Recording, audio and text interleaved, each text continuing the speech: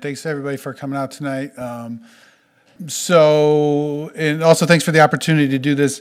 I've got a PowerPoint presentation that you'll see here, and we were asked to do this presentation. There's a lot to put into PowerPoint.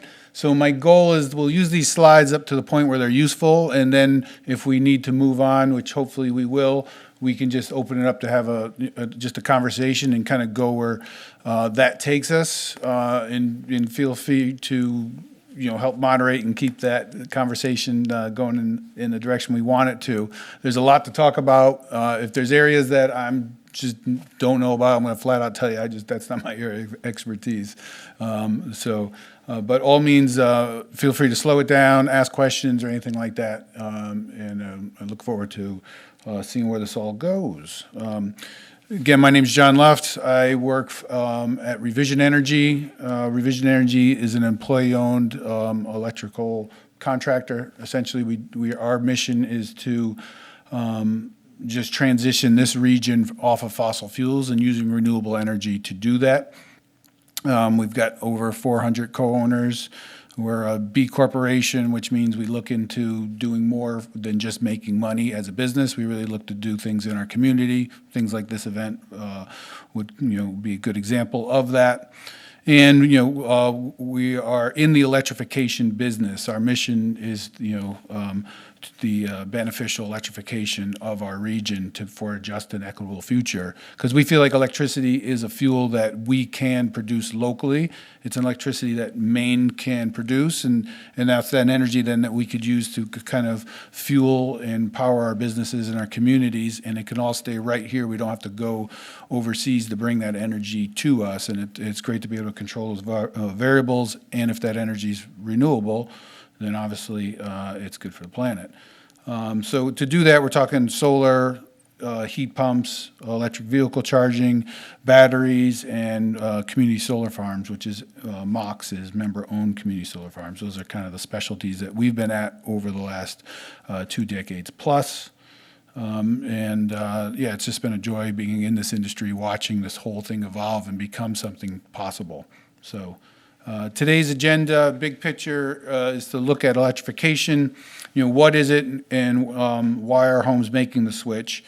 The benefits of electrification and what to consider, and Maine's current electrical energy sources, and just kind of taking a look at what does that mean in terms of where this electricity comes from. Options for Maine homeowners, that list of technologies that I just mentioned.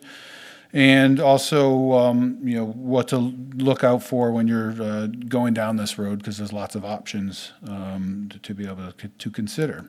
So let's start with what is electrification. So it's the act of converting our homes, appliances, and equipment and devices to electricity as much as possible. So Maine is historically a very oil-dependent state. We have highest per capita consumption of heating oil to be able to heat our homes. We use it for driving because we have to drive many miles for transportation, and historically that has been fossil fuels.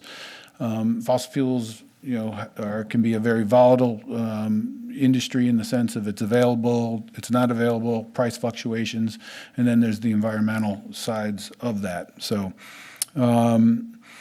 looking at electrification, in terms of heating is one area of energy that we're using in our homes, water heating, cooking appliances, laundry, vehicles, lawn and outdoor equipment, and just looking at our household one device at a time, one item at a time. This can be very overwhelming, but trying to look at it systematically, looking for the lowest hanging fruit, what to do first, and then following that to where this is something that's going to happen to our society. It is happening slowly, little by little by little. We used to not see air source heat pumps. Now we see them very commonly, and this is all shifting very, very quickly as a society.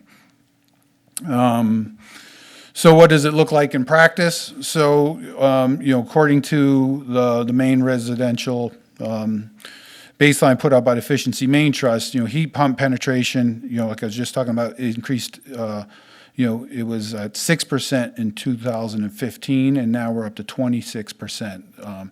Air source heat pumps are a very viable way to be able to heat homes in Maine using electricity, and we've been able to prove that just with all of those installations and all of the case studies of this technology actually working very, very well.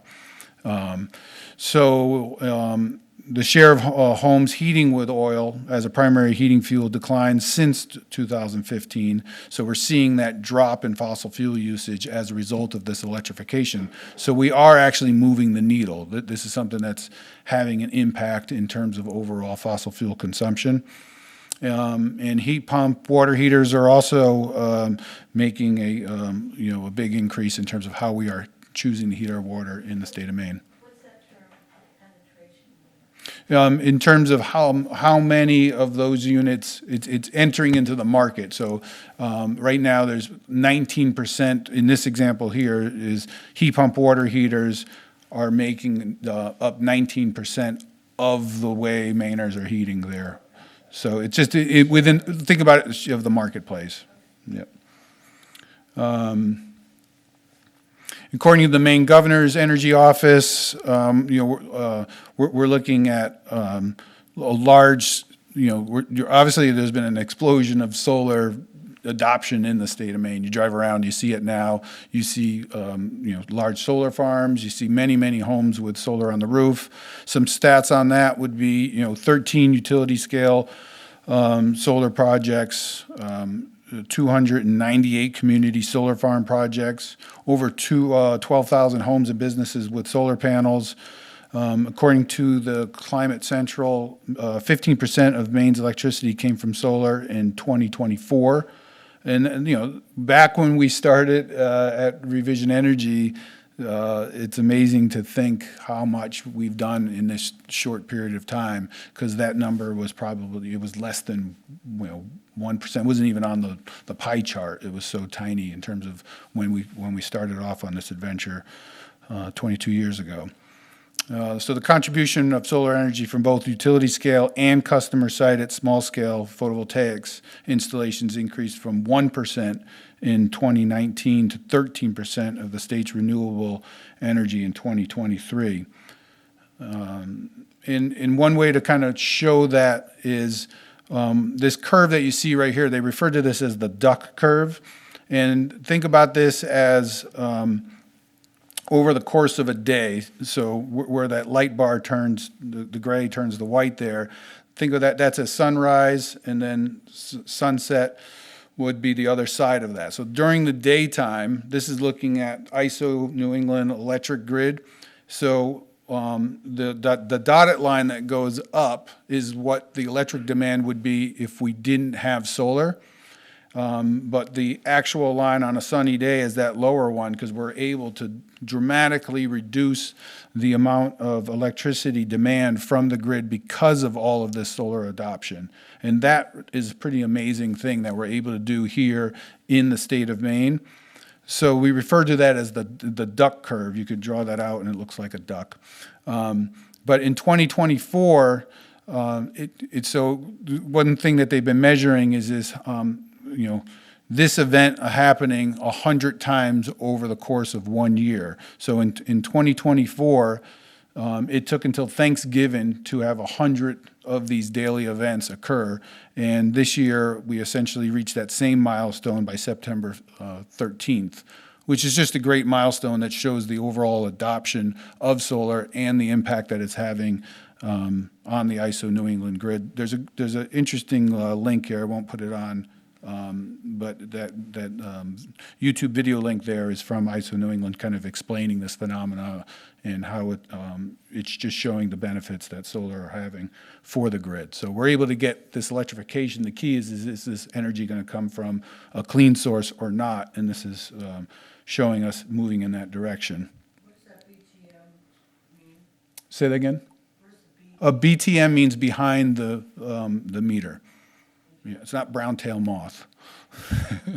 So behind the meter is when electricity is, so if you have solar panels connected to a building, there's energy that happens behind the meter. It's because that energy that's being produced in the moment is getting used for the load behind the meter in that moment. And there's no export over the meter. So it's essentially reducing the need for the grid to be able to supply power to that facility, because in that moment, they're using that energy, they're making it behind the meter and consuming it in that manner. We're also seeing electric vehicle charging is picking up. So we now have more than 9 times since 2020, and this equals about 997 level 2 chargers and 350 DC fast charging. So, and right now there are a total of 21,352 electrical vehicles on the road in Maine. I'm not sure exactly where that stat in terms of just passing through or actual Maine ownership, but we're seeing a huge adoption of electric vehicles, and we're just getting started on that. That is only going to pick up over time in terms of where we are going. So another example of electrification of our fleet. Community benefits to electrification. Why should this matter? Carbon footprint.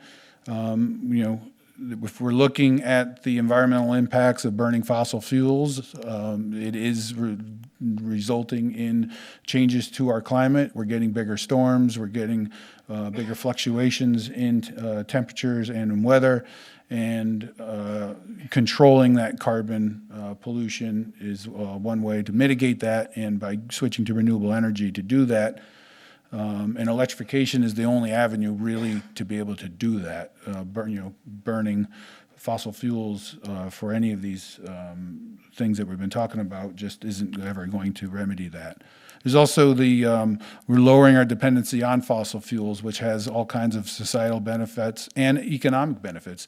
In Maine, we export a lot of money to buy fossil fuels. This electrification program actually can create jobs and keep the money in the state of Maine, which is a benefit to Mainers and our overall economy because of what it's generating for a local economy.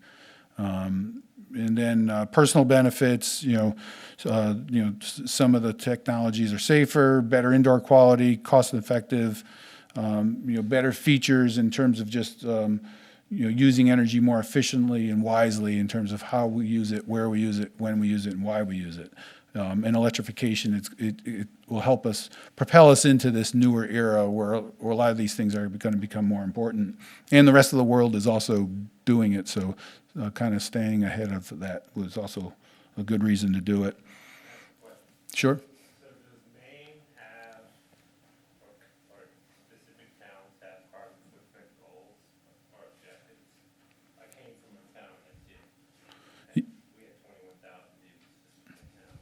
Sure, there are parts of the state, one area, I don't have all those memorized, but I know there's an active group on MDI called A Climate to Thrive, and they're working really hard for energy independence. I believe their goal was 2030 in terms of what they were striving towards.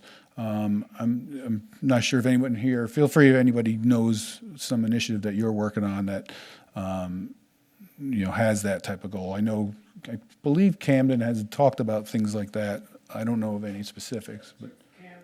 Well, just Camden Can, the group that, one of the groups that got the grant for this project, one of our goals is to reduce the carbon footprint of the town of Camden and Lockport. But I don't know the numbers, but that is a very good idea. So I came from Boulder, and it was on everything you did Yeah. was about your carbon footprint and what you did to improve it. And I got it now, so that was a big deal. Right. So I was curious, because it gave people at least a visual thought process of what was going on, and that the town had some kind of goal, that if we did all this stuff, you reach this goal in 2025, in 2030, 2035. I mean, it's not like something you do overnight, but it gave people an incentive to go down this path. Maine has a goal, the state of Maine has a goal. Okay. I came from Netherlands and I was behind net zero. We did net zero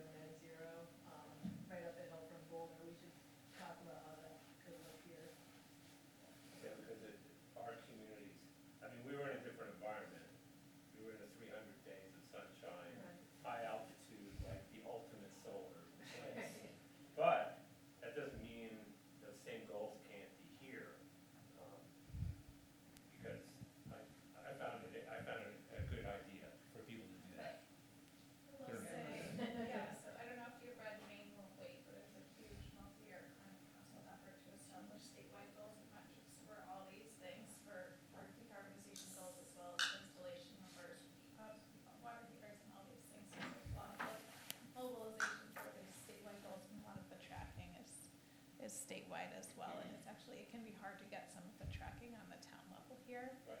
Um, Okay, thanks.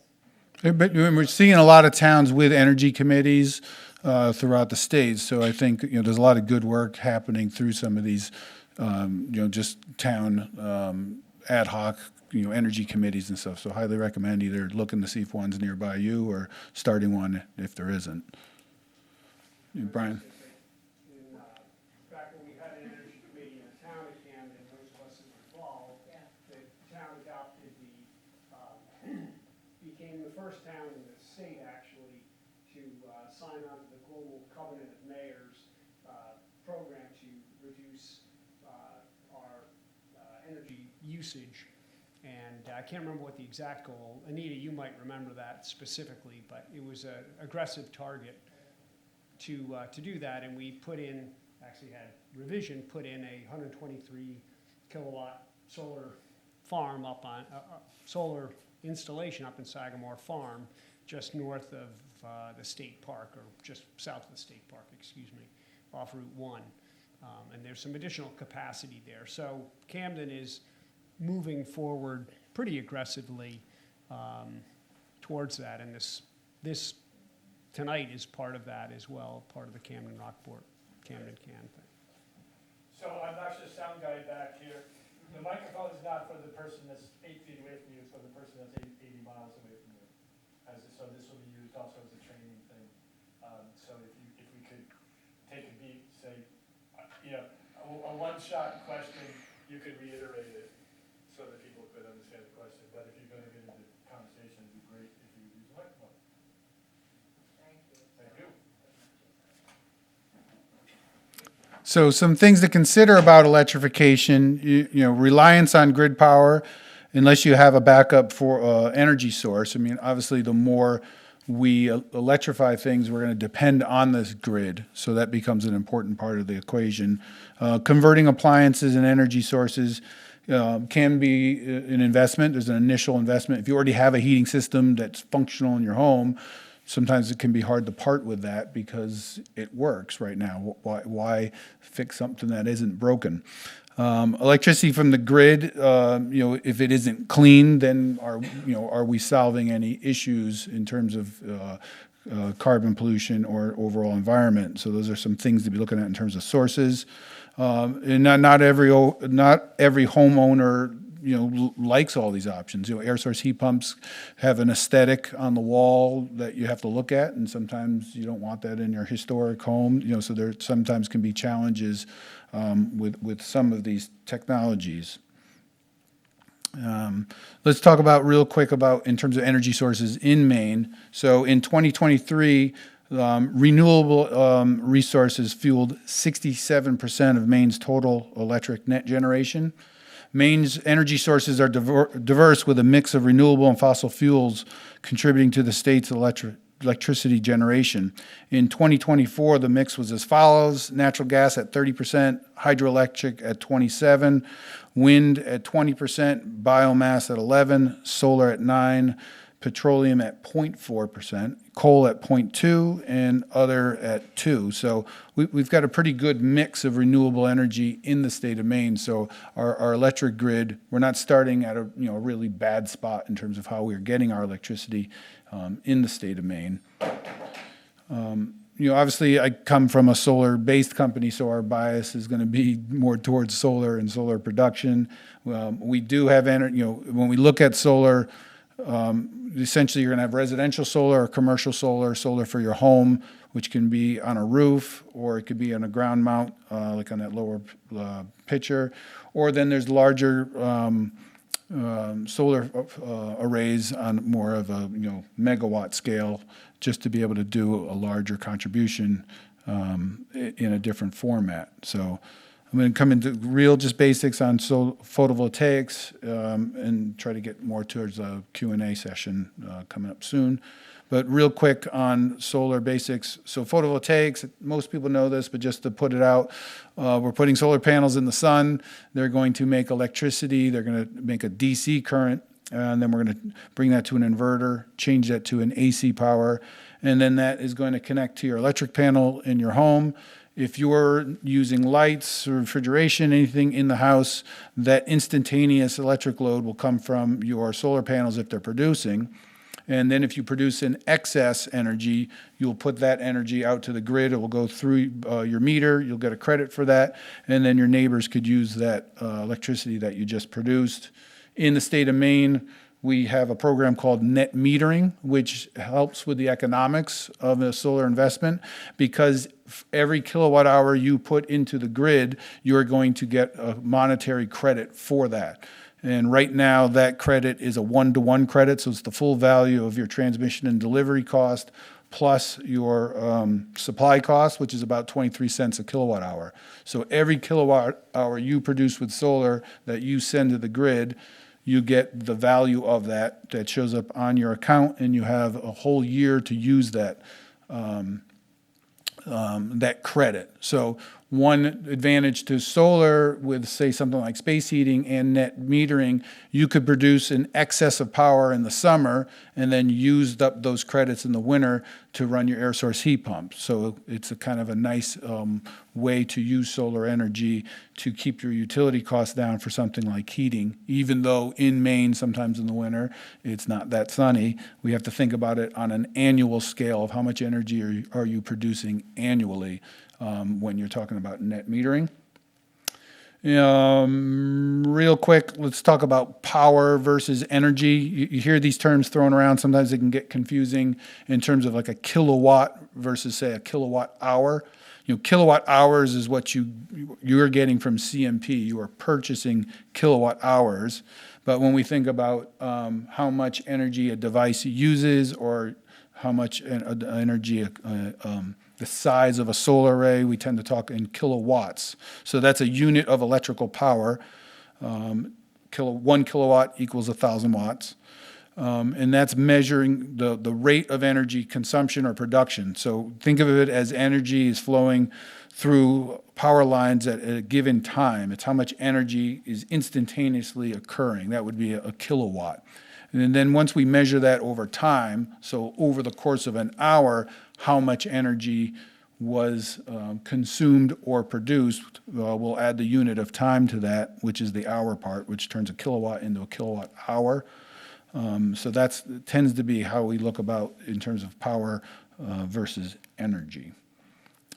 Sometimes that can get confusing when you're looking at folks' electric bills, trying to make sense of how many kilowatt hours they're using on that bill and comparing it to other devices, say, in the house that uses power. So I'll leave it at that for now. We can revisit if we need to.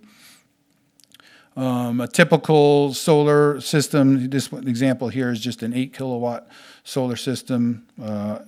So an average house in Maine uses roughly between 7,500 to 10,000 kilowatt hours per year. This is starting to change, this number, because you have to start asking, are you using heat pumps? Are you driving with an electric vehicle? This number can climb up to 20,000 kilowatt hours per year. It also depends on how big is your home. It's a tiny house, 6,000 foot mansion. How well insulated is the house? There's a lot of variables to this in terms of how much electricity you're using. I think this is going to be one of probably the most important elements, I would imagine, for this group that's meeting with homeowners, is really trying to get a handle on how much electricity are you using in your home and getting a good read on your power bill and trying to really benchmark that in terms of where are you, and then looking at that and trying to evaluate, is that number really, really high, and therefore you should be looking at ways to lower that first and foremost through efficiency. Is that heat tape on your pipe on year round and costing you a lot of electricity for no good reason? I saw somebody had the block heater in their generator on year round. It was just heating the generator, and it was unbelievable how much electricity was being wasted. So there's some good intel you can get from their utility bills by trying to get a feel for how much electricity is being used on a daily basis, and does that make sense? In this example here, this is just a quick example of an 8 kilowatt solar array, and just given some basic Pricing, you're looking at a $31,000 investment, so obviously, there's that initial upfront cost. To do these systems, there is financing available and those types of options. And looking at, so just looking at overall benefit, right now we're looking at about an 8 to 12-year payback, even without the federal tax credit. We're in an 8 to 10-year payback on solar, so it's not as bad as the sky hasn't fallen. Back when I started at Revision Energy, these systems had a 20-year payback, and people were still doing them then, mostly for environmental reasons. And right now, an 8 to 12-year payback on this type of investment for, a system that is warranted, panels are warranted for 25 years is still a sound investment in terms of what your options are and what it will do for you as a system. Let me leave it at that. And then, what makes for a good site for solar, simple roofs, south-facing roofs, making sure that there's not a lot of obstructions on the roof, free of shade. Any solar company that you work with is going to do a site assessment where they really look at what is the condition of the roof, and we'll be able to model exactly how much energy should be produced from that array. So we're not like guessing. With our modeling software, we can come pretty close to what you should be able to make from that site. And if it's not a good site, any good solar contractor should tell you, don't do this. This isn't a good spot for it. And once that happens, you have options to either use a ground mount if you have land, or to join a community solar farm as another option to do off-site solar. Those would be some options for you. And then just looking at, with the beauty of solar electricity, it's something that every Mainer technically has access to. Even if you rent, you can get a community solar farm share and an offsite. And it allows you to enter into this electrification transition that we have going on, because to not use solar in this, it does potentially get expensive as you convert everything you're doing to electricity. Electricity costs are going to go up. Data centers are going to drive the cost of electricity up. That most people are predicting that. So by investing in solar, it does kind of shelter you from the cost of electricity going up. Most fuels go up, so even though if you did electrification without solar, you're still going to, if you compare that to oil and other things, most likely those are going to go up. They tend to as well. Nobody has a crystal ball about exactly what will happen in the future. But looking at the cost of electricity is going to be an important element. There are a lot of Mainers with air source heat pumps, to where if we see the cost of electricity, instantly jump up, there will be people who are now kind of in trouble in terms of how do I pay my electric bill, because that's now replaced the oil bill that I used to not be able to afford. So we do have to look at that dynamic and just make sure you understand the full consequences of getting more electricity. The goal though is your fossil fuel bill is going to drop. So ideally your checking account is still whole at the end of this whole experience. Same thing with an electric vehicle. You're going to not buy gasoline, but you are going to see your electric bill go up. That's why we really think renewable and locally produced renewable energy is an important part of this whole electrification, because it is going to essentially really make the financials on this very, very viable. I was just reading before coming here an article in Australia. They have so much solar in Australia right now that in the middle of the day they have too much energy, and they're actually putting a proposal to have free electricity for 3 hours of the day, right, in the sunniest part of the day, because they have so much electricity they don't know what to do with it. So they're trying to encourage everybody, do your laundry, charge your car, do all that during the middle of the day.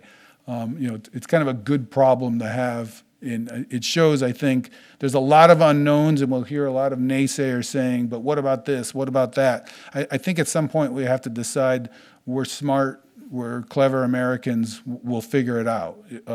And I think the more we commit to this, the more those solutions will appear, like battery storage and on the utility side of the grid and what have you. So Real quick, just going to blast through some of the stuff that you could do for electrification within your home. Is heating, using air source heat pumps, using either a heat pump water heater or even a basic electric water heater can sometimes be a viable option. A resistive electric water heater is going to use more electricity, but if your water demand isn't a lot, it depends on, the circumstances of your building, or if you already have that resistive electric water heater in your house, maybe that's not the lowest hanging fruit, and it's the boiler that you should address first, and then come back to that water heater later. That said, Efficiency Maine has some incredible rebates options for heat pump water heaters that highly recommend folks looking into. They're helping making that transition a lot easier financially. Solar and storage. We're hearing a lot about batteries. Batteries right now are the rising star in this whole electrification story, in my opinion. They're the holy grail. Once battery technology gets figured out, I think a lot of things are going to start to change, and there's a lot of energy going into this, and I think we'll only see things get better and better with storage. We're just still in the early days. One of the challenges with electrification is what happens when the grid goes out. You still want to heat your home, you still want to drive to work. There's a lot of things now that we want to make sure that we're not too vulnerable with. So people are going to look to a backup, and traditionally that backup's been a generator, fossil fuel generator, and there's advantage to the generator. The initial cost of a generator is less expensive. They can also handle a huge load of electrical load. You can potentially run your air source heat pumps on a generator if it's sized to do that, where you're going to have some limitations with a battery. Whatever's in the battery is a fixed amount of energy, and if it's getting its recharge from the sun, you're dependent on the sun, waiting for that to come around if you're draining it in the middle of the night. And if the next day is cloudy, that could be an issue in terms of being able to recharge your generator. So we need to be very, very practical about batteries in terms of how much energy can we store and what can we realistically depend upon. And right now, the best way to think about a battery backup is essential loads, critical loads. So a water well pump, that doesn't run all the time. It's a heavy load when it runs, but it only runs for a short period of time. So a battery can handle a well pump. Your freezer, your deep freeze that has a whole bunch of food, all your garden work over the summer is in your freezer in the basement. That doesn't run 24/7. It's not a big load. A battery can do that, so that way you're making sure you're keeping your food secure. But running the two-pole breakers, that's where it's going to get more challenging with a battery. And that's, your hot tub, that's out. That would drain the battery too quick.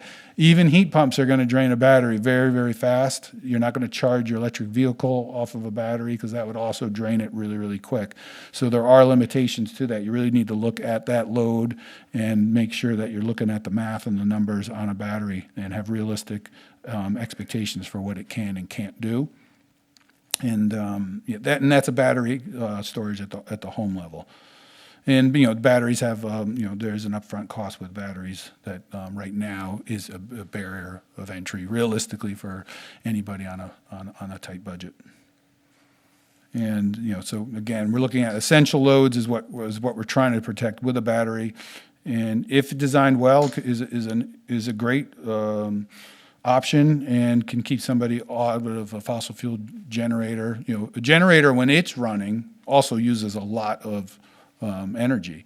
If we have a major electrical outage, you're going to need propane companies, if that's the fuel you're using, to be delivering lots of propane to keep those generators throughout the land running. And if there was an issue on that supply chain, all those generators would also not work.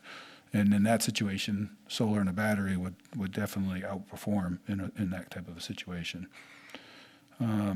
So non-shedding, so again, it's those big two-pole breakers. So anything, dryers, ranges, hot tubs, all that stuff you're going to want to leave off of a battery.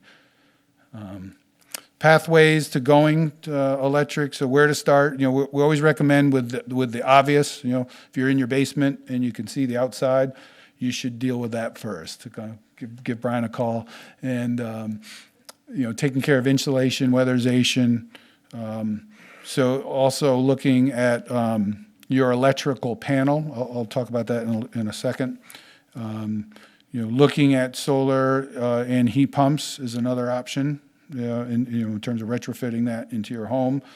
Questions that you should be asking if you're talking about solar and you're going to put that solar on a roof, you should definitely be asking about the age of the roof. When will that roof need to be replaced, and making sure that that's factored into your overall plan and design. It costs a lot of money to get, and it's a lot of energy, human effort to get these solar panels on your roof. Let's not take those down and then have to put them back up prematurely if we don't have to, because that's just going to cost money.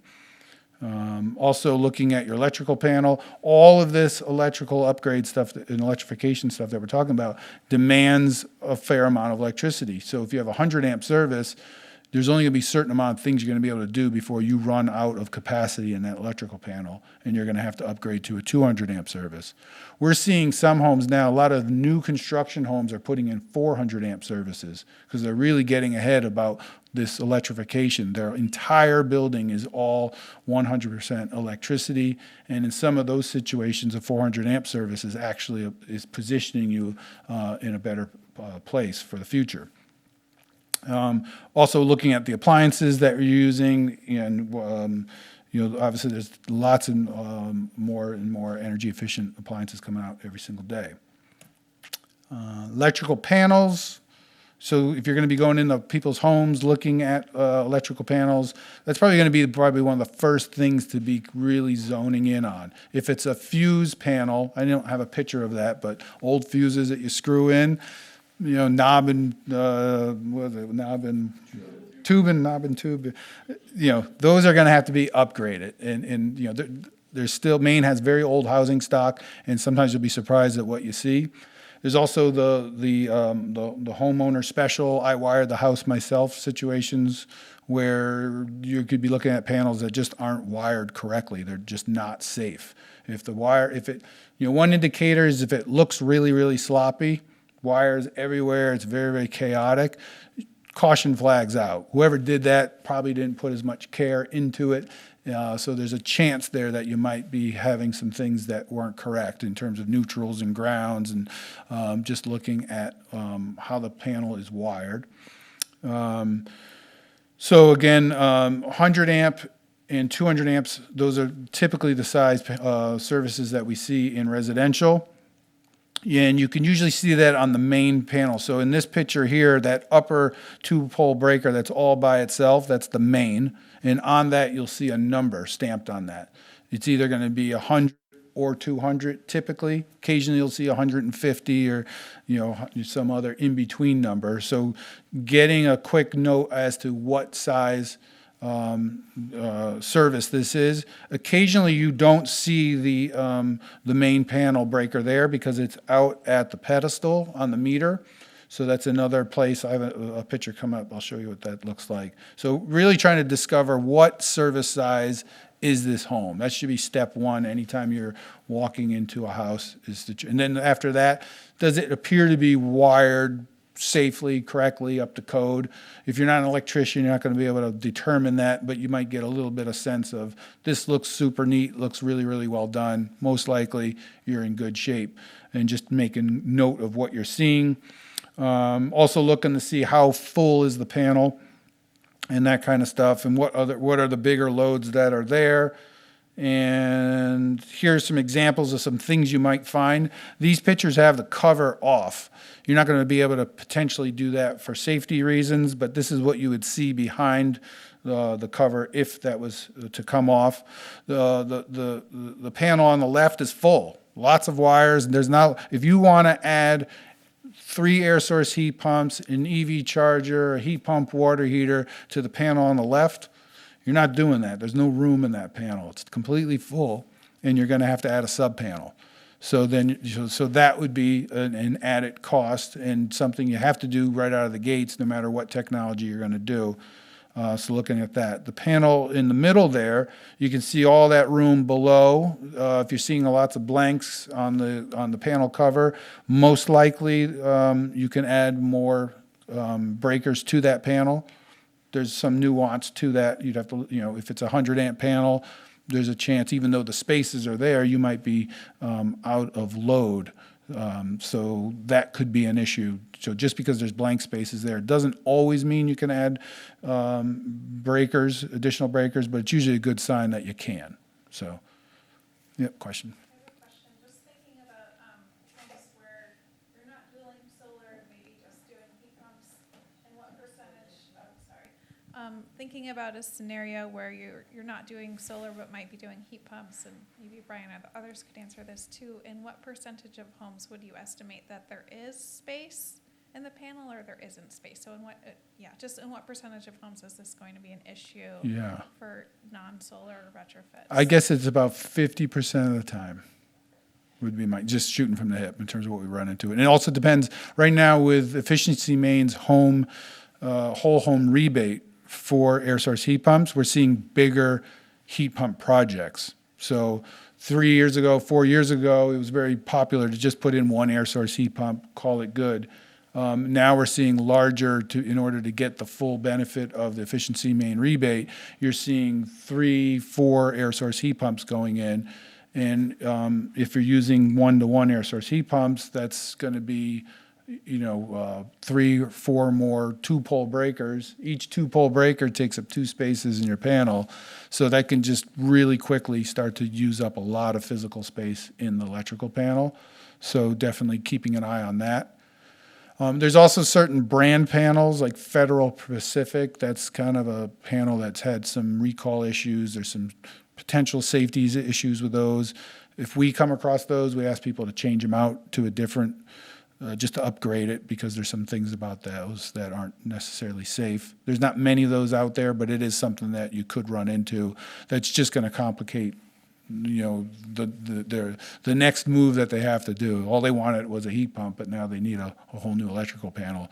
Isn't necessarily what people always want to hear, but sometimes it's the best first thing to do. Could you explain what you mean by not out of space, but potentially out of load?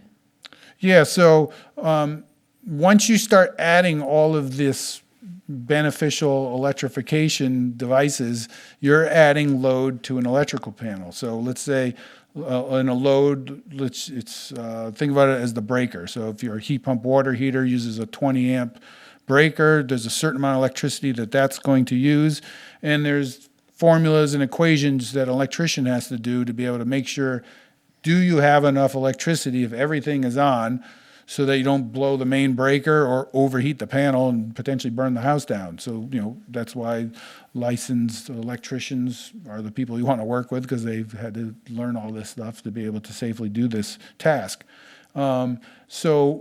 And if you're looking at, if you got a panel that has tons of room in it, there's not that many 2-pole breakers, you've got a 200 amp service, you're going to add one heat pump, you're fine. Like, most people won't do the calculation for that because you're only adding one. It's when you start adding like an EV charger on top of air source heat pumps, that's all starting to really add up. The quick way to think about it is, if you're looking at your own panel at home or you're going into someone else's house to do these types of evaluations, is really keep an eye on the 2-pole breakers. They're the ones that actually move the needle in terms of how much load and capacity you will have left in your panel. So if you've got the electrician put a 10 amp breaker on every light in the house and there's 20 light circuits, that's not going to move this calculation. Don't even worry about those breakers. The big one to write down and capture would be, is it a 2-pole breaker? If it is, try to identify what is the load. That will be helpful for somebody to evaluate, because they're going to quickly add those up in their head and then ask, is this a 100 amp service or a 200 amp service? And then that's going to also inform them in terms of, are you in the area where the caution flag's going off or not? So that would be a good spot to start with. Just general parameters, is it pretty safe to say that if it's not a 200 panel, that if they want an EV charger, maybe that's the most popular thing around, that they're going to need a panel upgrade, or are there still some 100 amp, 10-year-old panels that have space? Sure. Is there a gray area, Yes. I have a 100 amp panel at my house. Okay. I just put an EV charger. How's it going?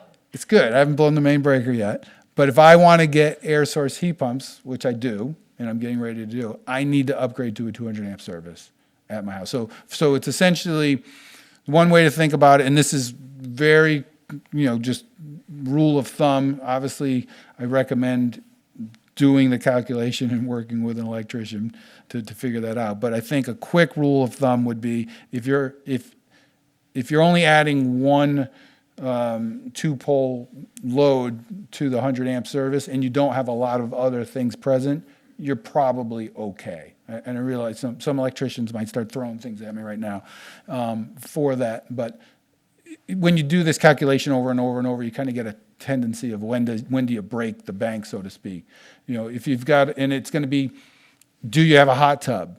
Yes or no. If you do have a hot tub, then your 100 amp service, you might not get that second two-pole breaker now. It's like, so it really depends on what's present. If you have an electric range or an electric dryer, those start to kind of like lessen your ability to add those other devices there. You can usually add like 1 or 2 heat pumps to a 100 amp service without it really being a big deal. Once you start getting like 4 air source heat pumps on a 100 amp service, that and an EV charger, you're probably over in that situation. And in that same vein, and I'll shut up, but I was actually asked this and I was like, I mean, I think I know, but is it always cheaper to just add to your existing panel on the main home breaker? Or is there sometimes a better option of installing a whole new, smaller system on your garage or something with its own meter? Or, Yeah, most likely the answer is you're going to have to upgrade the whole service because you don't want to have if it's the EV charger in your garage, in that situation, potentially you could, but to bring in a new service to the garage is going to cost more money, and you'll have more service charges on the month. I think you're better off investing in the 200 amp service upgrade. It's going to be better value for the property. And then, if you ever go to sell that, then, we're going into an era where if your home doesn't have a 200 amp service, you're probably going to be a liability, and they're going to talk that out of you when you go to sell your home because they're going to want to do that. So it's a good investment to do to a home is by getting into a 200 amp service if you're in a 100 amp. Does changing from a 100 amp service to a 200 amp, does changing from a 100 amp service to a 200 amp necessitate change from the pole to the house? Yeah, typically yes. So the way let's talk about that. So a 200 amp service upgrade, what's going to need to change? So we have the wire. So the utility, you've got the transformer up at the pole. There's going to be a wire going from that transformer to the house. That's the secondary. It's going to your house to deliver power from that transformer, and it's either that wire is either rated for 100 amp or 200 amps. If you have a 100 amp service, there's a chance that maybe they oversize the wire for 200 amp. Odds are no, because they put a 100 amp service in to probably save money, and whoever was doing that back then wasn't going to spend extra money for a bigger wire for a 200 amp service. So you might get lucky, but the odds are way against you that if you have a 200 amp service, you most likely have a wire that's been sized only for a 100 amp service. So what that means is you are going to have to upgrade that wire from the transformer to the house. That can be super easy. If that wire run is 30 feet, no big deal. And it's just pure overhead. That's not going to cost a lot of money, relatively speaking. If that's a 200-foot wire run and it's underground, and they're going to have to dig it all up because the conduit's not the right size, that's going to get very, very expensive. So when you think about a service upgrade, is it overhead or is it underground? Those are some of the things you're looking at. And what is the distance?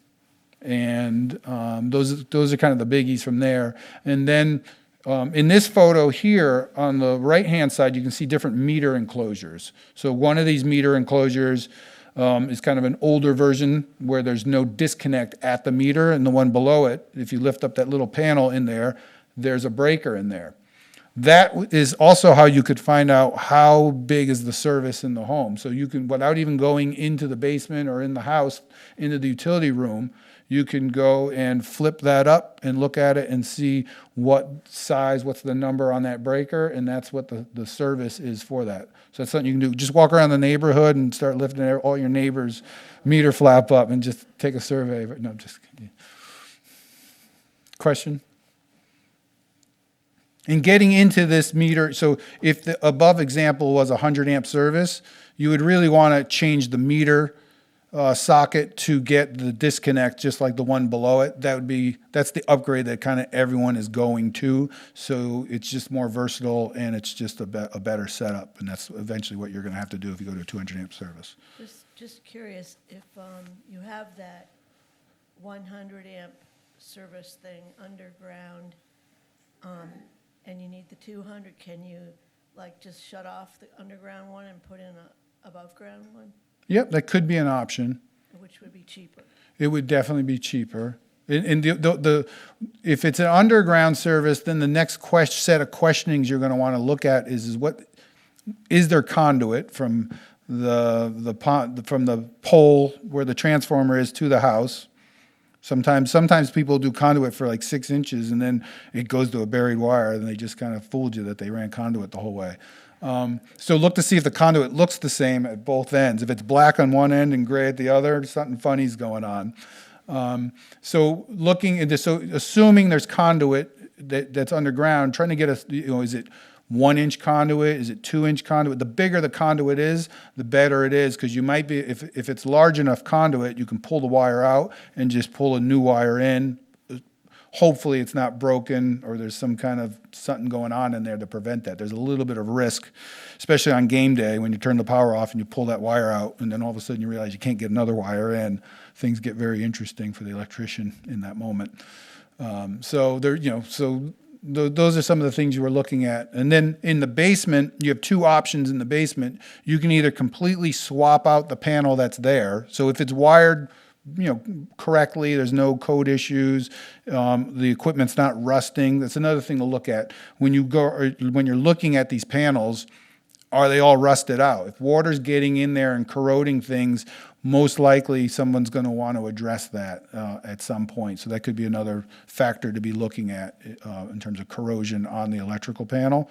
If the panel's in good shape, what you can do is essentially bring in a 200 amps, a new panel, put it right next to that, have the 200 amp land in that, and then you'll make your old main panel the sub panel now, and then you'll just feed that. So that way you don't have to undo all the wiring that's there. It's quicker. It will save time for the electrician to not have to swap out, pull all those wires out, and then put everything back in and make up remake the electrical panel. Sometimes it's a good idea to do that if it's shoddy work or the equipment's getting old. That's a judgment call to be made by the electrician.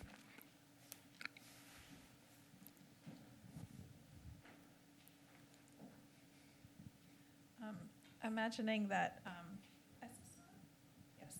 I'm curious, among all of the efficiency main registered vendors for heat pumps, I know there are a lot of smaller organizations, and we're going to try to be agnostic and just recommend, the wide range of efficiency main vendors.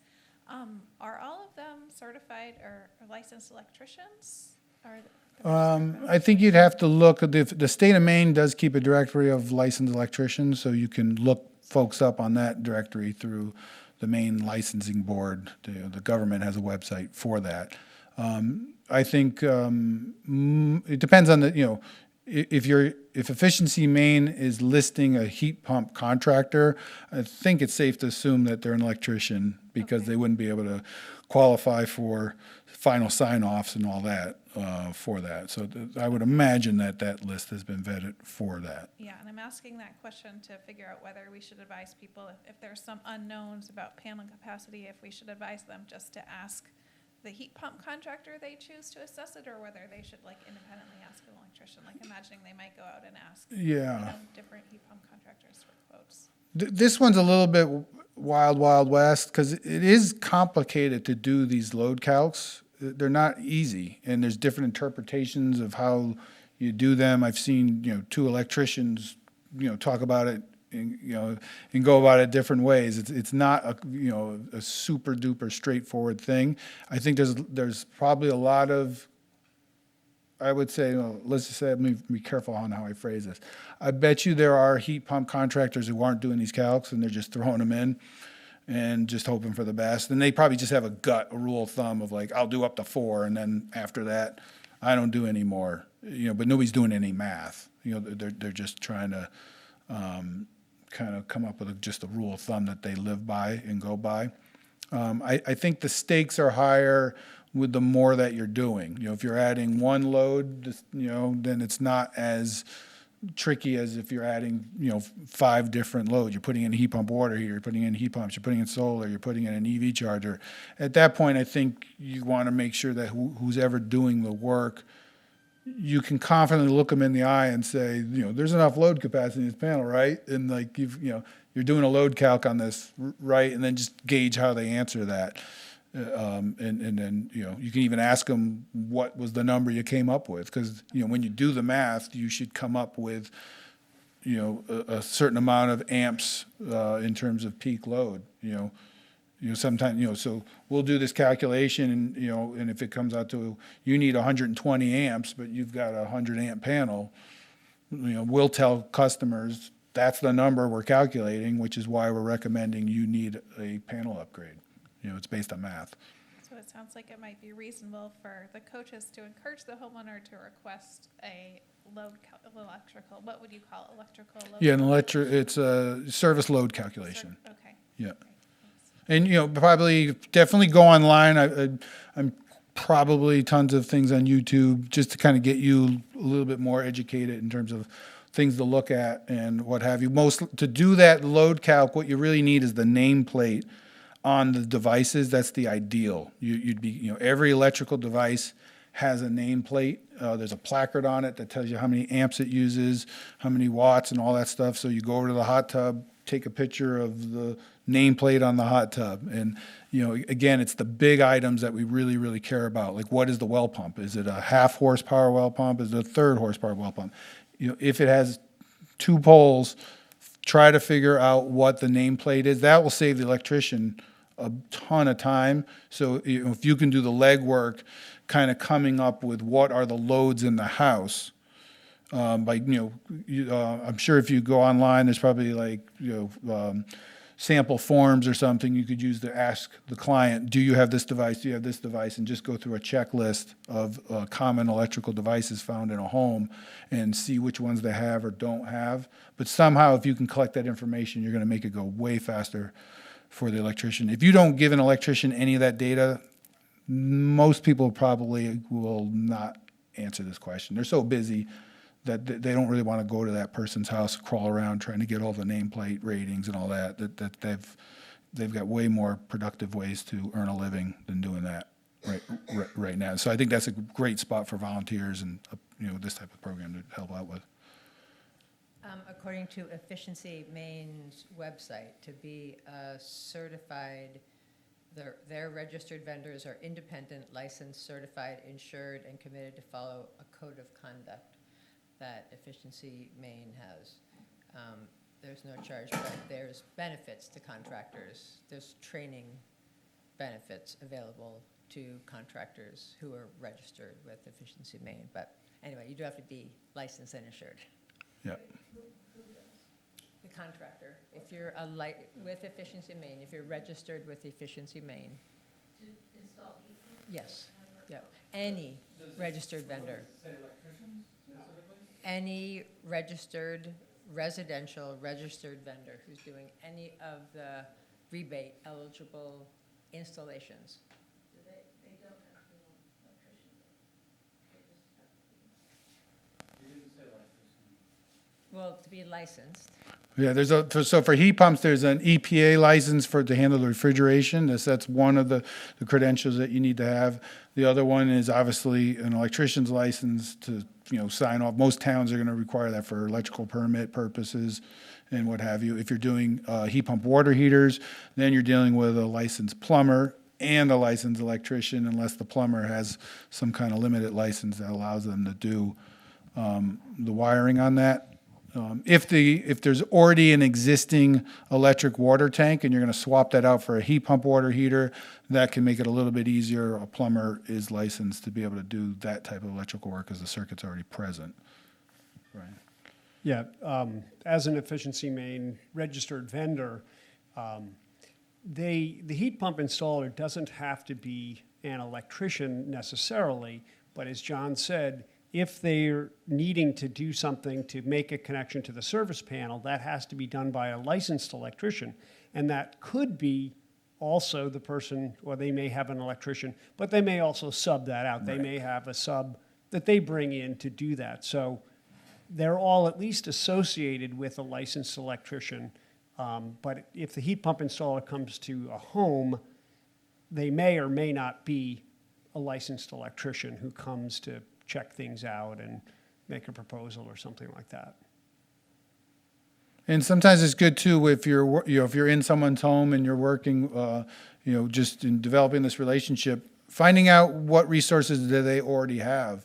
Do they already have an electrician that they like to work with? Maybe this person knows their home very, very well, and realistically, that's probably the best person that should be working on that. The electrician's been there for the last 20 years fixing things. Same thing with a plumber. If you're talking about a hot water tank, do they have an established relationship with a local plumber or a local electrician?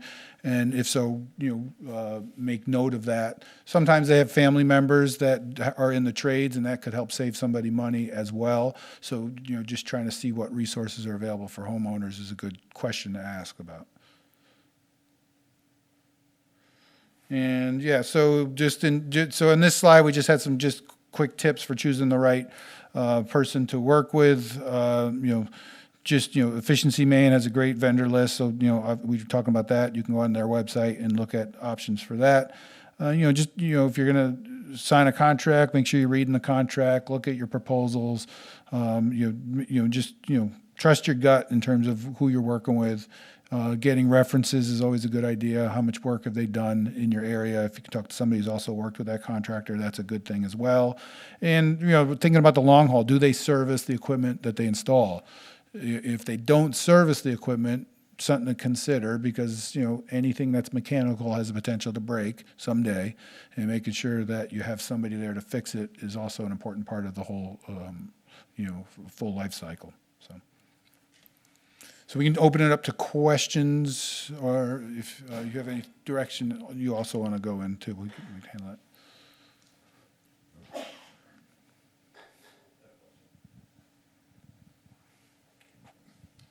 So if we're going to put new panels or new heat pumps on, the homeowner or the contractor has to have a building permit, correct?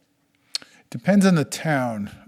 Every town in Maine there's no uniform way of doing anything in Maine, so you have to really look at each individual town in terms of what the requirements are. So we as coaches should kind of understand the rules in this area.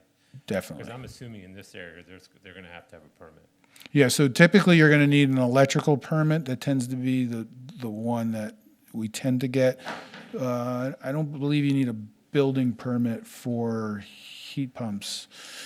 In most, I think Portland's starting to require maybe a building permit for heat pumps in Portland. Maybe I just heard about that, but you really got to check with your local jurisdiction, because it is different, from town to town sometimes.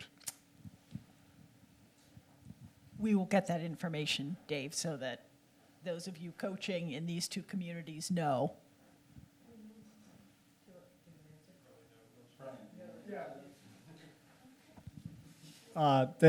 There is a statewide building code that applies across the entire state, every municipality. It's called the Maine Uniform Building and Energy Code, and it references the International Residential Building Code and the International Energy Conservation Code. The difference is enforcement. And so some municipalities enforce the code, meaning you are required to have an inspection to make sure that you've met the code. It doesn't mean that a contractor isn't responsible for meeting the code. And it can cause, and John, I'm sure you've seen it too, there's a lot of work that has been done in the state over the years that doesn't meet code, and it often can be unsafe. So it's something that, as energy coaches, you may want to, be mindful of, is making sure that people are getting contractors that will follow the code regardless of whether they're being inspected or not. And if you're adding heat to an unheated space currently, that does require a building permit by code, by state code. And if you're adding heat, you actually have to, the space itself may need to meet the energy code as well if you're making that kind of an upgrade. So if you're swapping out a system, there's no issue. But if you're adding a heat pump to your unheated garage, that's a situation that invokes code.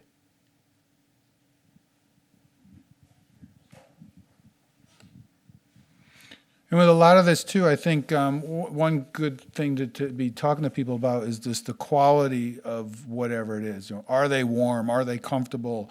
Whatever the device is that we're talking about, trying to get some intel on like how is it working now?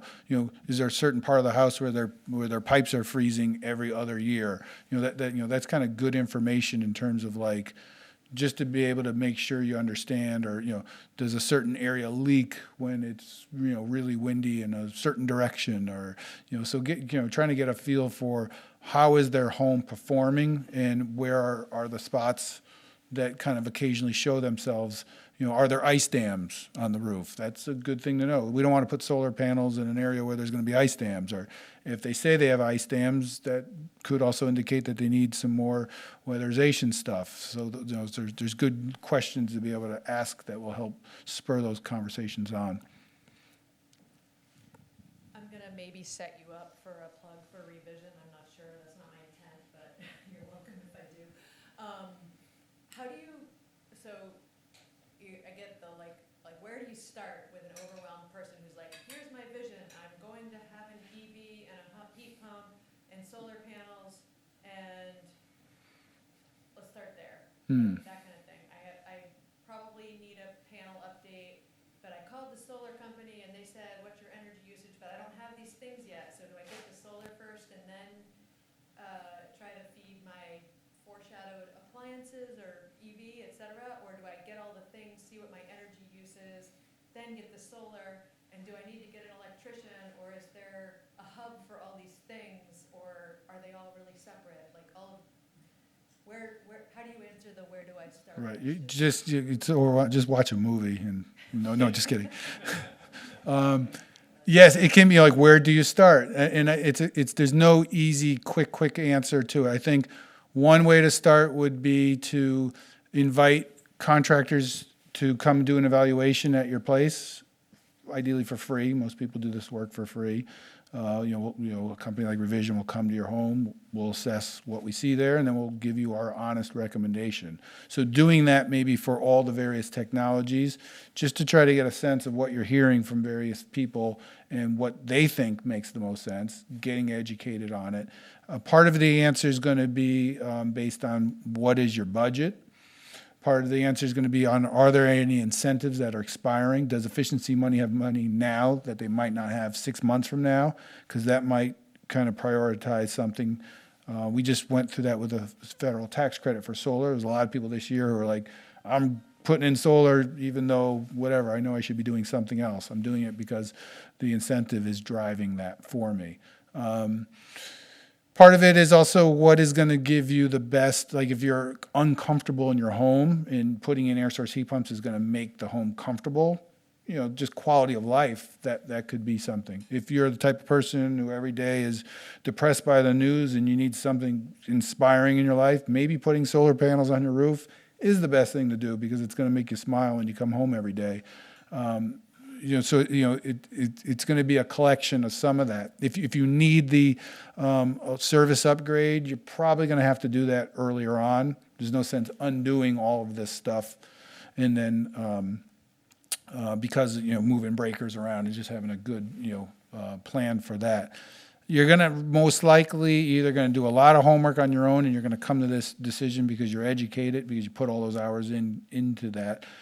Or a combination of finding trusted contractors to get their opinion on and bounce these ideas off of them to try to come up with a plan There's many, I would say the vast majority of the clients that we work with, these are long-term relationships. We did this one small project, and then 3 years we're back to do another project. And, next thing you know, 10 years later, we see everybody at the Common Ground Fair, and everybody gets a hug, and everybody's psyched because they did this 10-year plan to kind of move to a fossil-free lifestyle. And, it can be overwhelming though. And I think that's where maybe the benefits of a group like this to try to just help coach people along. And, every journey starts with the first step. Just do something if you can, whatever that is that works.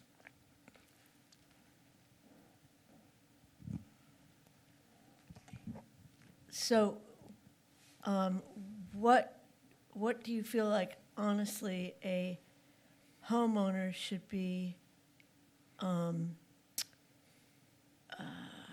wary of, or whatever, alert to, in terms of trusting a contractor to tell them what they should start with and where they should go? Do you know what I mean? Like, how sophisticated should our advice be to them in order to keep them safe from a profiteer, unlike you, a profiteering Sure. sort of contractor? You know what I mean?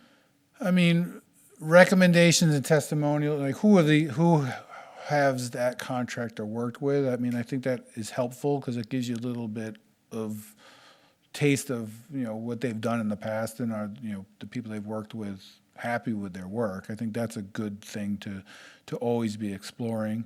Yeah,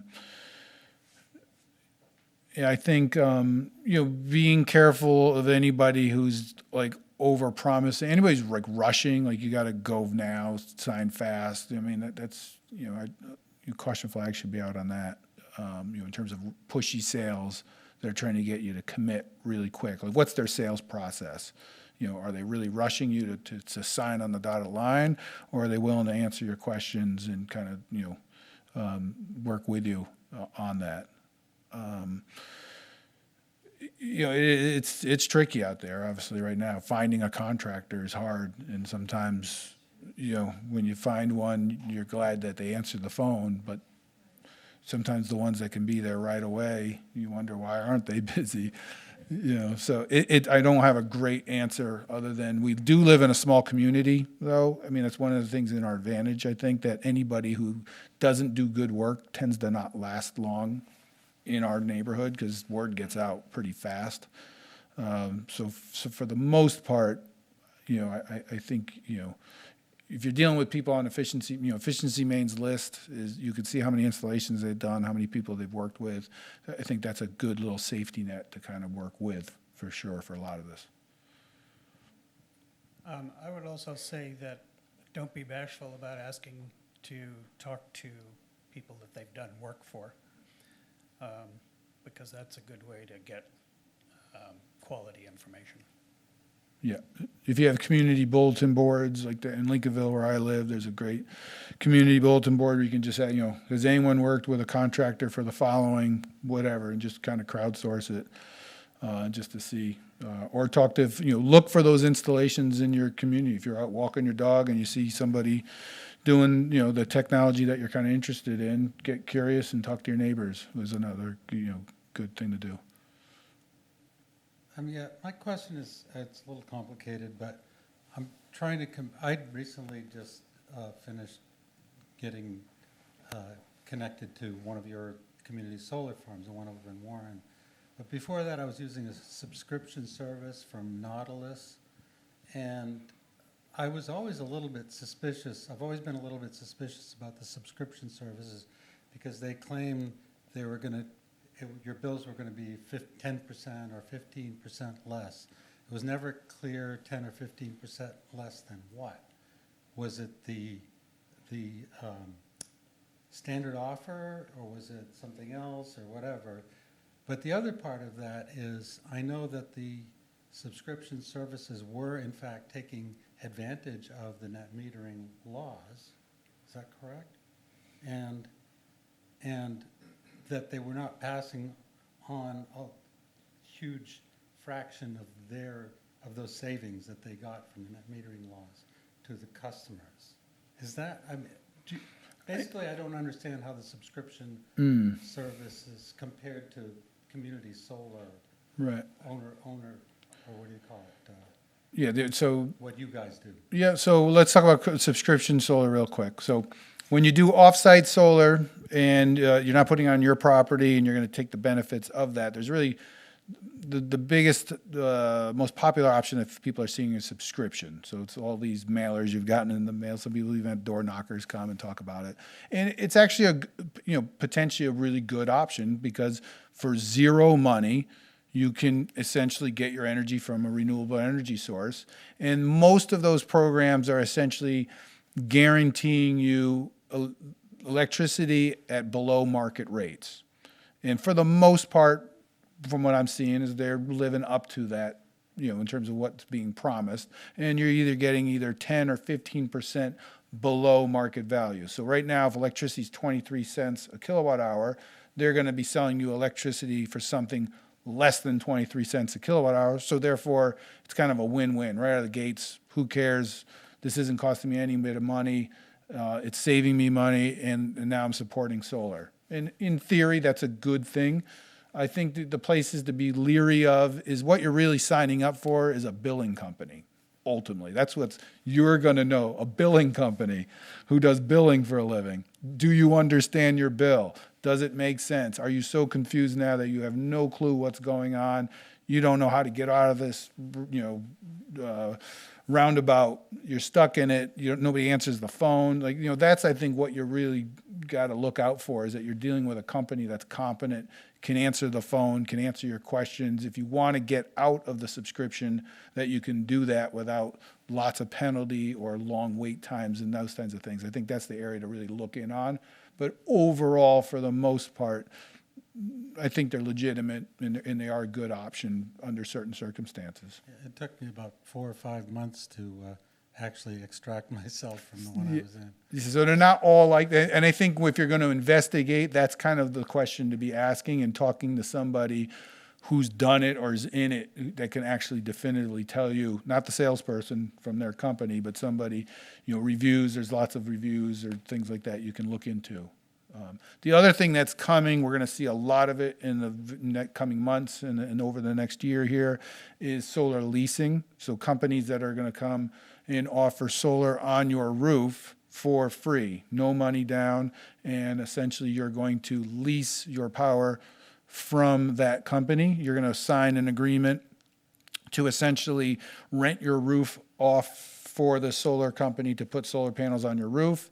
And then you agree to buy electricity. Usually you start in at a certain rate. So let's say you start at 18 cents a kilowatt hour. Great, that's cheaper than 23, win right out of the gates. And then you've signed on the dotted line some escalation factor that says this 18 cents is going to go up 5%, 6%, 8%. That's where the devil's in the details. What is their escalator rate and how does that align with where we think the future's going? And essentially, you're locked in to, so if electricity costs go down and you're paying more for that lease, that's your problem. You signed the dotted line, you rolled the dice, and that's what you're paying them for that, unless you want to buy out. You got to look at how do you get out of this lease arrangement. If you go to sell your home, there's going to be a lien on your home because you got to get the next owner to agree to that lease, or you got to buy it out. So it could be complicated if you're going to be selling your home. In the near future, you'd want to make sure you really look at what that agreement really, really is. And there's times where a lease does make sense because if you don't have the money, it's a great way to instantly have solar on your roof without you paying for it. And under certain circumstances, it's an okay arrangement. Obviously, buying anything outright is usually the best financial investment if you can afford to do it, because then you own it and you're not paying somebody else. Nobody gives you anything for free in this world. So, Are those rates for energy or for energy plus delivery you're talking about? in those situations, you're buying, essentially it's your kilowatt hour rate. So it's, No, yeah. I know, I just wondering about the rates you're talking about, because when you look at your bill now, I forget what the breakdown is between. Yeah, it's delivery and- because it's based on net energy billing, because it's solar, it's going to be the combination of your transmission delivery and your supply cost. I was just curious because on Cape Cod, there were a lot of solar panels being installed on roofs and for free, and then what happens when you need to replace your roofing? Yeah, so again, you have to read your contract and your agreement on that. Usually there's a fee, they're gonna charge you X amount of dollars per solar panel for them to be able to remove that and then put it back up. So you're gonna get charged for that typically. But they're upfront about that, so you, It's in the agreement, whether or not you read it or not, but it's there for there sure. was a lot of that happening, and it made me wonder. Yeah. Could you talk, John, about the selling of RECs and how that complicates a little bit the community solar farms and the subscriptions? Yeah, so back to so on the solar farm option, Revision Energy offers, we're the only ones in the state that offer a member-owned. So our community solar farm option is a little bit different than the subscriptions. You do have to come up with the upfront money because you're actually buying something. You own a share of that farm, so you get a percentage of the energy production. You also, in that situation, the question was about renewable energy credits. So anytime you generate electricity through renewable means, you potentially have the option to register that production and sell what they call renewable energy credits. So essentially, if a generating plant needs to pollute because it's the middle of the day in the summer and they need a lot of power, they're going to start polluting and they're going to have to pay for that pollution. So what they do is they offset that with renewable energy credits that they buy from somebody else who did renewable energy. And some people don't like this program because they think it encourages power producers to pollute. So some people bury their REC credits, they don't sell them. Some people use that as a means to help pay for this investment. And that's with the solar farm options that we're doing, we use the renewable energy credits to help keep the membership cost down because you have to pay the landowner, there's insurance, you have to cut the grass. So we're using REC income to help bring down the fees to run a solar farm is what we do on our community solar farm options. For the systems that we do at your home, you have the option. We'll set you up with a provider to sell your RECs if you want to do that, and you'll just get you get a check in the mail once a year. You get to go out to eat. You're not gonna retire on REC credits, but it's just a little bit of revenue, and it does help in terms of if somebody's really trying to make this investment possible. Sometimes that REC money is what helps get them to cash neutral, just so they can justify it from their checkbook based on how much money they have. I don't know if that fully answered your question on that, but one behind you. Then Do you have any particular advice for, on the other hand, talking to people who have decreasing faith in the grid, other than get a battery? Like, how would they look at the setup differently from the get-go, or just start adding more storage? Yeah, I mean, storage is only going to get you so far because, I mean, I think it's going to be a good option and a growing option, especially in a world where if we're concerned about security and, storms and cyber hacks on the grid. There's all kinds of things that can happen here. Solar flares, there's a lot of things that keep you up at night if you want to go there. So you're either going to have a generator or a battery backup, and that's kind of what makes you feel good, and you can go to bed feeling comfortable on that. You obviously are making yourself a little bit more vulnerable by being all in on the grid, but we're going to have really bigger problems. I mean, if the grid goes down for long scale, we got really big problems realistically that you might mitigate for a short term of time, but I'm not convinced you're going to be able to ride it out longer. We're all in this together in the end. But I think there's things you can do. Like, in my opinion, Maine, some of the best examples in Maine for that house that has a wood stove. So a wood stove with air source heat pumps, in my opinion, is the best because the grid can go down and you can run your wood stove. But you're not subject to 8 cords of firewood a year. You can, quit your firewood day job, use your air source heat pumps 80% of the time, have that wood stove or a pellet stove. So I think with electrification, I think there are things that you need to do, if you can, ideally thinking about that Stormageddon scenario. Do you have a wood stove? Do you have a pellet stove? Is there some kind of auxiliary space heater? Maybe it's a propane heater that, gives you a flame and it looks really nice. You sit on the couch with a glass of wine, and have that there for ambiance, but it's also there in case the grid goes down because you can keep your house and your pipes from freezing with that device. So having a little bit of a backup plan, I think, is wise if you can. I wouldn't, personally say rip out your wood stove and go all air source heat pumps. Personally, I would never advocate that. I love having that backup of wood. More technically speaking, like for a solar install, if it's going to a grid or to your own energy use, are there things to know up front, or is that, or like leave it to the installer? Yeah, I mean, the beauty of net energy billing is you don't have to think about any of that stuff. It just all happens automatically. There's nothing to worry about, think about. If you're using it, you're using it. If you're not, you're going to get the credit on it. Fine. It's great. If you add a battery to your system, the technology is pretty awesome in the sense that a lot of the battery devices, systems we have now, you could, on your phone, you see how much energy your battery's using. They even have smart circuits now where you can turn off your heat pump. You can turn on your heat pump with your phone, so you're looking at how much energy you got. So maybe you're like, I'm going to run my water heater for 2 hours because the sun's shining, and I can do that on my battery, and I'm going to heat my water tank up so I have some hot water to last me a day, and then I'm going to turn it off when I see my battery level getting low. So as long as you're like the captain of the ship and you're willing to manage your loads, you can do a lot of cool stuff with batteries, but you'd kind of need to be an active participant in the technology the way it is right now. I mean, there was a question up here up front too as well. Kind of a follow-up to that, just Okay. really quickly.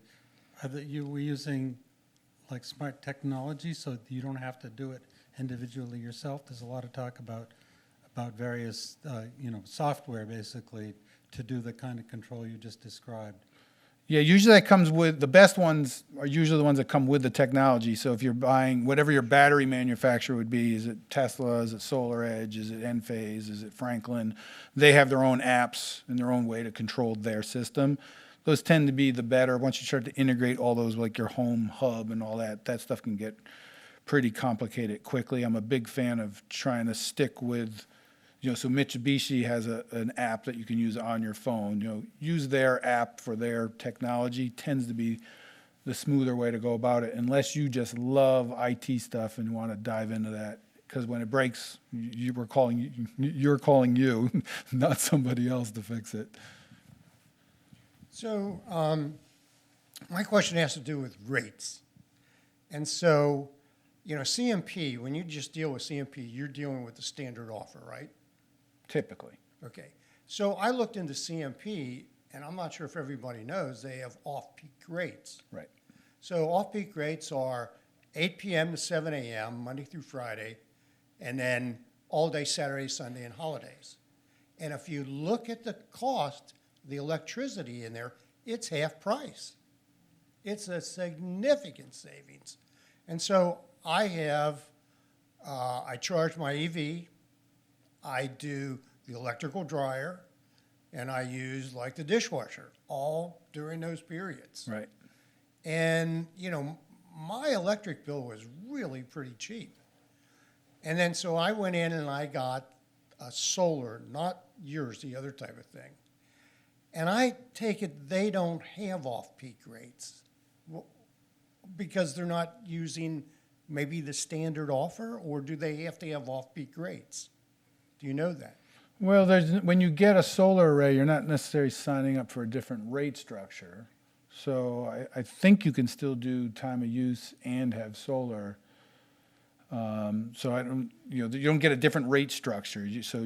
The solar is just going to be on your meter, and then you're going to essentially negotiate whatever that rate structure is, kind of independently of that, is my understanding of that. I'm not exactly sure what you said. What I said is I think you can still do time of use and have solar. Oh, okay.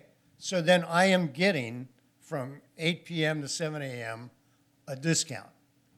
If you signed up for the time of use program through CMP. Yes, but now I'm with a solar thing. Like a subscription. Not community, a subscription. I see, solar. yeah. So that might change. So that's all depends on, because you're on this, on that, I think they're now making you essentially conform to the rate class that they want you to have. I don't know which one it is, but it's probably just the regular residential rate structure. And you don't get to play in that game. Right. So I'm gonna have to look at this because I could be really paying more for that. Right. Potentially, yeah. If you were really taking advantage of the time of use program, by Oh, yeah, I really did. So there's a chance. You'd have to crunch those numbers. That can get kind of complicated. Okay, I didn't think Yeah. about that. but- And one of the things coming with battery technology is the ability to use batteries to essentially charge your battery during the daytime, and then at nighttime, pull from the battery. There are some cool examples that you could do with time of use, and also Efficiency Maine has a pilot program for batteries that they're doing. It got suspended. I don't know if they've actually reenacted it or not, but the idea behind it was you offer your battery up for the grid to play with, so to speak. So if you have a battery at your home and the grid is straining at 3 o'clock in August for a little bit of power, they're going to go around all these people who agreed to have access to their battery, rather than turning on a diesel plant that's going to be really, really expensive. They're just going to pull electricity from a lot of batteries and manage the grid that way. So there was a pilot program just to kind of work out the kinks. How does that software work? There's utilities that are doing that in other parts of the country. There's also talk of doing that with vehicles. So every electric vehicle is a huge battery resource. And if every one of those is plugged into the grid, you could potentially manage the grid by just pulling a little bit of electricity out of vehicles and use that to kind of ride out any of the spikes that occur during demand, which is very expensive electricity, and usually the most polluting electricity is when they try to meet those demands instantaneously.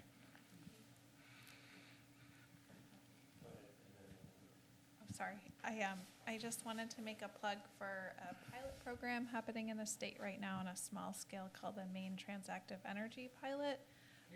Oh, there's a pilot happening now called the Maine Transactive Energy Pilot, which is piloting the communication technology we need for two-way messages from people's devices to the grid and the grid back to manage people's devices in response to prices.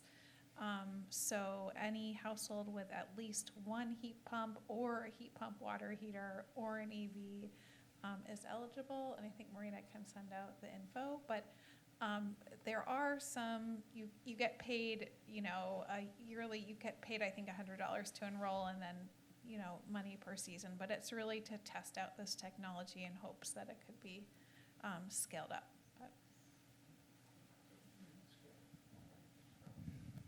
We may have a presentation from them early next year as part of the ongoing training here. Also, with some EVs, you can get an adapter and plug a 110 cord into your EV and run it to your house. I don't know which ones have it. Ours does, which is an Ioniq Hyundai. So with a full battery, I could probably run refrigerator and lights for a couple of days off of that, maybe more. Yeah. I mean, we're going to be driving these batteries. I mean, in terms of looking at how much electricity we can store. And some of the newer battery integration, right now we're waiting on that vehicle to home, so you can really connect and get the full 240 volt and charge a home off of. It does create a little bit of car manufacturers aren't overly excited about it because you're kind of messing with their battery cycles. So there's some kinks to work out in terms of how to pull this off. So we're not fully there, but I think one of the things is for anybody, there'll be naysayers. We're going to run into people who just want to look for every reason to not do this stuff. My standard reply to that, though, is we're just getting started. If you're going to essentially, hitch your wagon to some future or some technology, this one is the most inspiring, in my opinion. We're getting advances every day, every week in battery technology. We're getting advances in solar technology. We're getting advances in car energy storage, all of the, even heat pumps, that stuff's still evolving. And, in the beginning, there might be some things to work through and get through, but in the end, it's helping move this whole paradigm shift. And I think it's an exciting thing to think about in terms of being a part of, because it should save you money nowadays. We're at that point. It should make you more comfortable, but it should also help change the world we're in. And I think that to get all of those ingredients together is kind of rare, and I think it's just a super exciting thing to be a part of. So just making that plug for folks to help energize them personally. Yeah, I've been recently looking into different solar companies to put solar panels on my roof. And years ago, did actually get revision to come. This was maybe 10, 15 years ago. And you said, I was told that my roof wasn't quite adequate for solar panels. But I know now that solar panels are a lot more efficient. And I actually had 2 companies come by. I'm getting different quotes and trying to just learn about all this. And both of them said, oh, yes, we can put panels on, Now,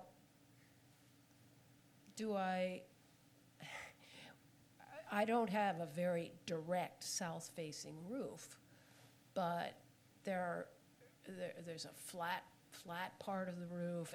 I mean, they're just... how do I know that they are going to produce the amount of kilowatts that, Sure. I just. Yeah. So not ideally, sure how to any solar company you're assess. working with should have access to modeling tools. So way Revision Energy does it is we use a program called Aurora. We'll look at your actual location, we'll find your roof, we'll put it in there. It uses LiDAR data to see how much shading is occurring from either structures or trees, and we can actually get a sense of how much sun hits your roof. From there, we're just looking at the angle, the slope of the panels and its orientation to true south. And then from there, there's so much modeling that's been done that we can pretty much, estimate what those panels would produce. So we can put a number on it. If we put 10 panels in this spot, it's going to make this many kilowatt hours per year. Then it's just a question of how much money do you have to spend to do that, and is it worth it? We know electricity is 23 cents a kilowatt hour, so we're kind of going up against that number. And then it's just a matter of trying to spend the least amount of money to essentially make the most amount of power on site. 10 years ago, when solar costs were higher, we were pickier in terms of where we put solar panels because these things are expensive, and if you put them in a place where the sun doesn't shine well, you're not going to get a good return on that investment. As we've seen panel prices drop, though, the bar has gotten a little bit lower, and parameters are a little bit open now to where even east-west roofs are kind of fair game right now. In terms of you have to put a few more modules up, but the modules aren't that expensive. It's also a matter of how hard are you trying. If you're going to put like one panel on that west-facing roof, no, you're trying too hard. You're going to have to run conduit all the way over there, safety gear for one panel, not worth it. So ideally, you're modeling it with software, coming up with good numbers, comparing that to your installation cost, and doing your best to keep the installation cost down as low as possible to try to find the sweet spot of, does this make financial sense? Also look at the state of the roof. If it's an asphalt shingle that needs to be replaced in 10 years, replace your shingles first. Really make sure you got that factored into the equation. Great.